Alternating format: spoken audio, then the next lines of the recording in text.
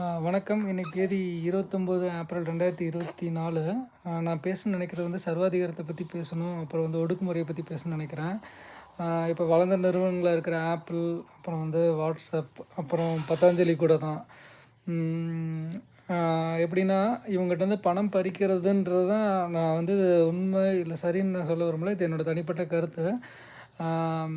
எந்த ஒரு நிறுவனம் ரொம்ப வளர்ந்து நிற்கிதோ அதை எல்லாருமே அடித்து ஒடுக்கி அதுகிட்டேருந்து காசு பிடுங்க பார்க்குறாங்கிறது என்னோடய கருத்து.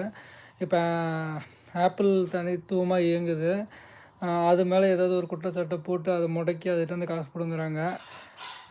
வாட்ஸ்அப் அதே தான். அவனோட மெசேஜை என்கிரிப்ட் பண்ணி அனுப்புகிறாங்க, வைக்கிறாங்க. அதையும் முடக்கி ஒடுக்கி பணம் பிடுங்க பார்க்குறாங்க. பதஞ்சலியும் அதே தான் பண்ணுறாங்க. இதில் இந்துத்துவா இல்லை நல்லது பண்ணுறாங்க கெட்டது பண்ணுறாங்களாம் கிடையாது. யாருக்கிட்ட பணம் நிறையா இருக்கோ அவங்கள முடக்குவாங்க, ஒடுக்குவாங்க, அடக்குவாங்க.